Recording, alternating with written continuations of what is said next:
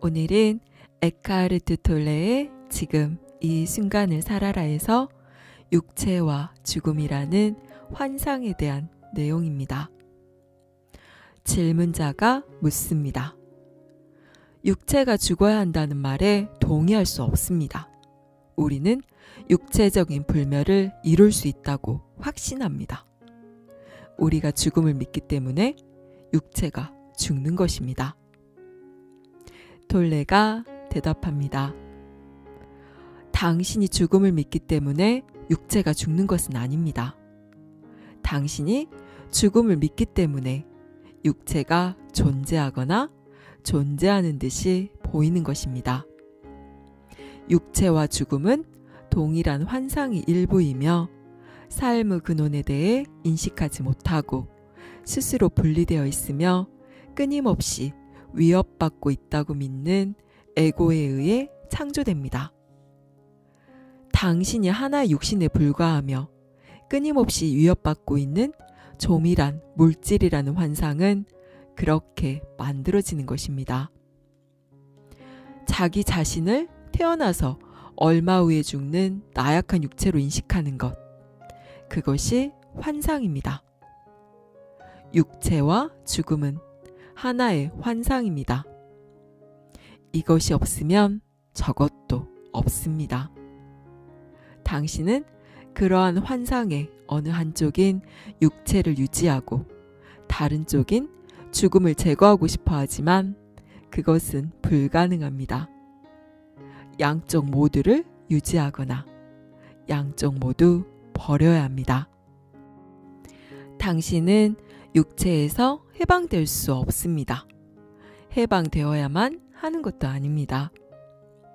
육체는 당신의 진정한 본질을 크게 잘못 알고 있습니다. 그러나 당신의 참된 본질은 그러한 환상 속 어딘가에 숨어 있는 것이지 외부에 있는 것이 아닙니다. 그러니 거기에 접근하는 길은 당신의 몸 안에 있을 수밖에 없습니다. 만일 당신이 천사를 보고 그것을 석상으로 잘못 안다면 당신이 해야 할 일은 다른 곳에서 천사를 찾는 것이 아니라 시력을 조절해서 그 석상을 좀 더 자세히 보는 것 뿐입니다. 그러면 거기 석상이 없다는 것을 알게 될 것입니다. 질문자가 묻습니다. 죽음에 대한 믿음이 육체를 만든다면 동물은 어째서 육체를 갖고 있을까요?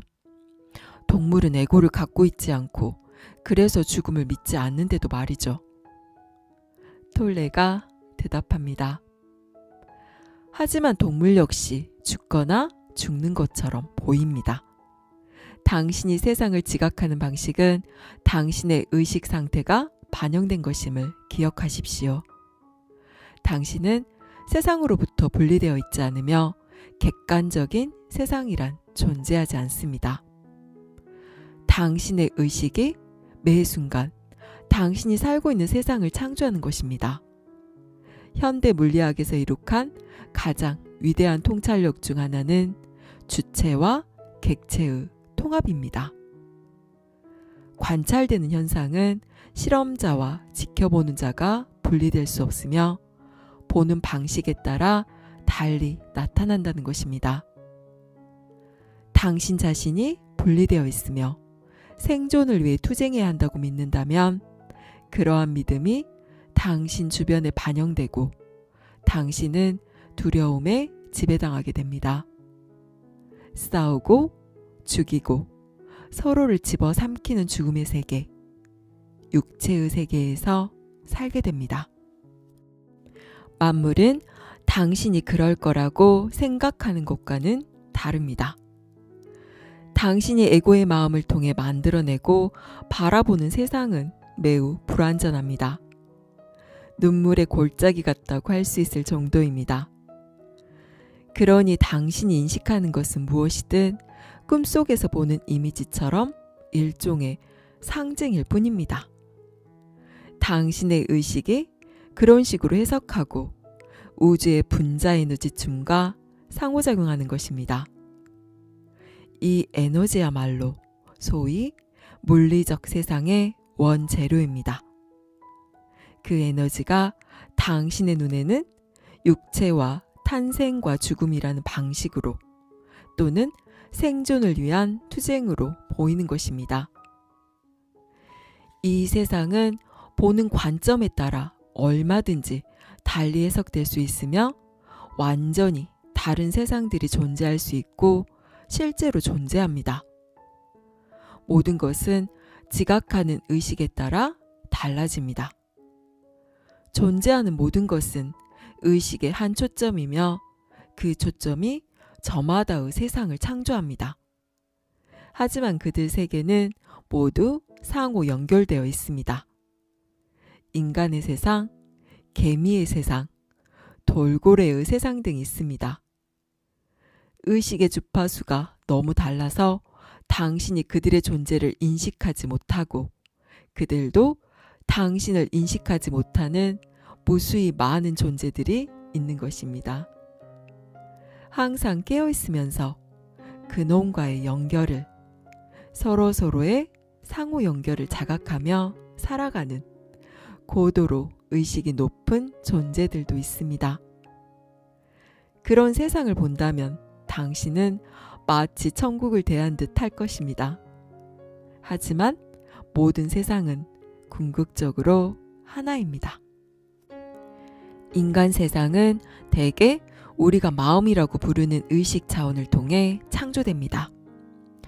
인간 세상 안에서도 인식자 혹은 창조자에 따라 엄청나게 달라지는 하위 세상들이 있습니다. 모든 세상은 상호 연결되어 있으므로 집단적인 인간 의식이 변화되면 자연과 동물의 왕국 또한 변화될 것입니다. 그래서 성경에서는 다가오는 시대에는 사자가 양과 함께 누울 것이라고 했습니다. 이것은 완전히 다른 차원의 현실이 존재할 가능성을 말해주고 있습니다. 지금 우리가 보고 있는 세상은 이미 말했듯이 거의 대부분 에고의 마음을 반영하고 있는데 에고의 망상으로 인한 결과는 두려움을 피할 수 없습니다. 따라서 이 세상은 두려움에 의해 지배되고 있습니다.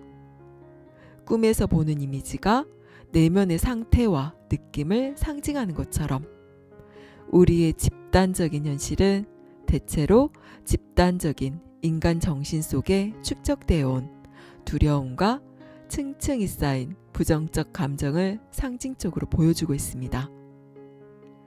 그러나 실제로 우리는 세상과 분리되어 있지 않으므로 대다수의 사람들이 에고의 망상에서 벗어나게 되면 그러한 내면의 변화가 모든 피조물에게 영향을 미칠 것입니다. 그야말로 새로운 세상에서 살게 될 것입니다. 이것이 세상 의식의 변화입니다. 불교에서 이야기되고 나는 모든 나무와 풀이 결국 깨닫게 될 것이라는 속담은 이와 같은 진리를 가리키고 있습니다. 사도 바울에 의하면 삼라만상은 인간이 깨달음을 얻게 되기를 기다리고 있다고 합니다.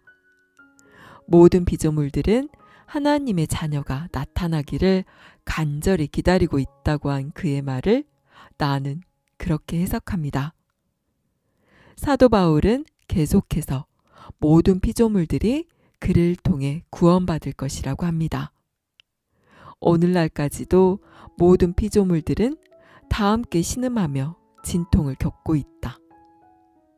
새로운 의식이 태어나면 필연적으로 새로운 세상이 나타납니다. 이 또한 신약의 요한 묵시록에서 예언하고 있습니다. 그 뒤에 나는 새 하늘과 새 땅을 보았다.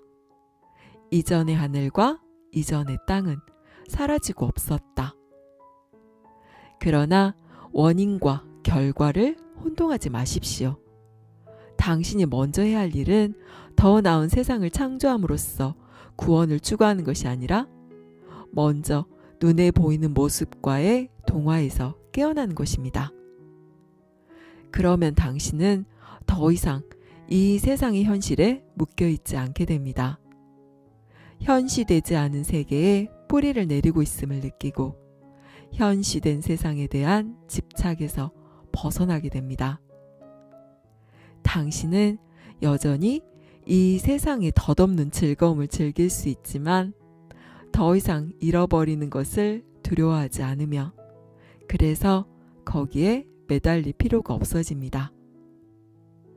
감각적인 즐거움을 누릴 수 있겠지만 그런 경험에 대한 갈망은 사라집니다.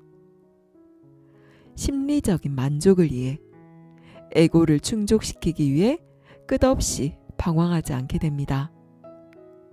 어떤 즐거움과도 비교할 수 없이 훌륭하고 어떤 현시된 세상보다 무한히 위대한 무언가와 만나게 됩니다.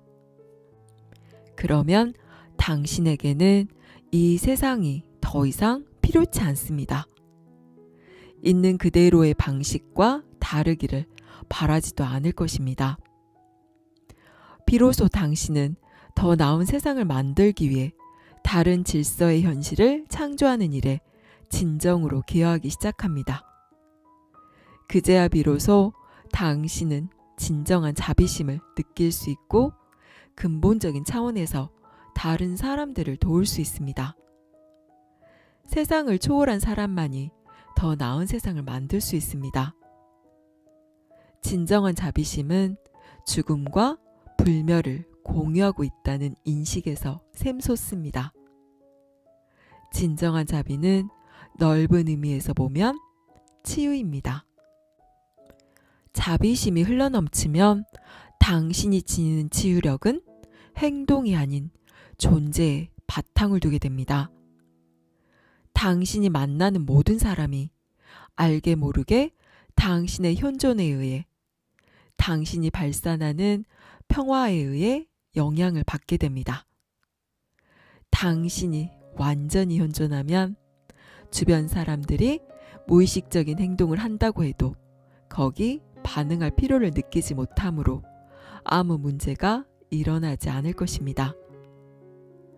당신의 평화는 아주 넓고 깊어서 평화가 아닌 것은 마치 존재하지도 않은 것처럼 그 속에 묻혀버리게 됩니다. 그리하여 원인과 결과의 인과관계가 깨어집니다. 동물, 나무, 꽃은 당신의 평화를 느끼고 거기에 반응할 것입니다. 당신은 존재와 신의 평화를 통해 모범을 보이게 됩니다. 당신은 세상의 빛과 순수한 의식이 되어 고통의 근본적 원인을 제거할 것입니다. 이 세상으로부터 무지와 그 어둠을 제거할 것입니다. 여기까지 에크하르트 톨레의 지금 이 순간을 살아라였습니다. 당신이 죽음을 믿기 때문에 육체가 죽는 것이 아니라 당신이 죽음을 믿기 때문에 육체가 존재하거나 존재하는 듯이 보인다는 톨레의 말이 이해가 되시나요? 육체와 죽음이 동일한 환상에 불과하고 자신이 분리되어 있으며 끊임없이 위협받고 있다고 믿는 에고에 의해 창조되었다는 것이 받아들여지시나요?